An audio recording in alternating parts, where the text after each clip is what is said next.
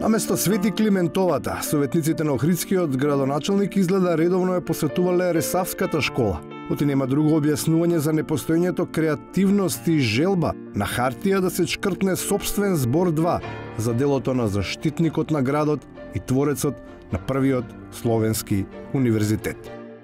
Македонија и Охрид пред 11 век не била некоја европска провинција, туку значаен образовен, културен и духовен центар во кој се ширела писменоста и цивилизацијските вредности.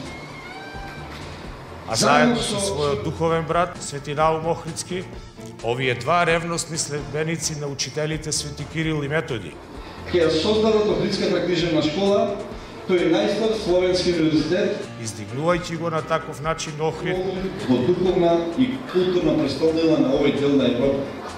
Пример за недугавоста на советниците за односи со јавноста има и надвор од групата препишувачи. Такви се оние кои се скарале со школите, па не стасале ниту да научат. Тие кутрите се обидуваат да кажат нешто што веројатно за нив значи нешто, ама за оние што ги слушаат не значи ама баш ништо. Може да повториш дека патот е за пато во амнестирање не прифаќа овие закони. Туку Македонија е еден патот во кон НАТО и ЕУ и не може да го девалвира на овој патот. Пато масовно е на цело село. Некому му е сон патот кон ЕУ и НАТО. Некому пак, како се будал така утрото, морале да му се остварат соништата. Иако еден од нив чинел околу 7 милиони евра. Сепак, никој не смел да му ги отвори очите и да му каже дека поради тие ноќни илузии, нештата реално ќе бидат затворени. Дали може да се влезе овде? Не може никаде. Зошто? Затворено е? Да. Јас сум многу среќен што тоа што долги години го сонував, сега го гледам дека постои. Преку едноставна пресметка може да се заклучи дека државата и граѓаните ќе си ги повратат вложените средства после 150 години.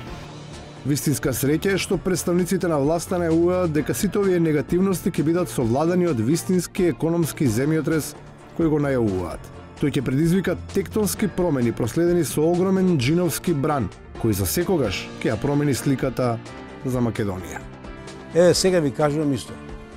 Ќе видите каков економски раст имаме и какво цунами економски ќе се направи во наредниот период. На Македонија не и треба катастрофално цунами, оти такви си има изнагледани. Туку зефир кој ќе донесе пролет и пријатно време. Ама за тоа сепак треба некој нешто да сработи, особено оние кои во гладни времиња се сити, а во време на голема суша убаво натопени. Господа пратеници, ве замолувам, најадени сте, напиени сте, да седите у сала поради кворумот. И на крајот, поради недостигот на кворум, подадената рака за помирување изгледа дека беше прифатена, ама откако мора да се наместат сите планети. Не знам што се случува, не сме ние присутни. Ние сме отстранети и казнети со 1000 евра. Не знам, веројатно ќе увезат од Марс или од некој... Интерпланетарните биланси ќе бидат нарушени, ама не оти проблем ќе биде увозот на адвокати, туку дека во земјината орбита, каде завладеа мир, тие повеќе ќе нема кого да бранат.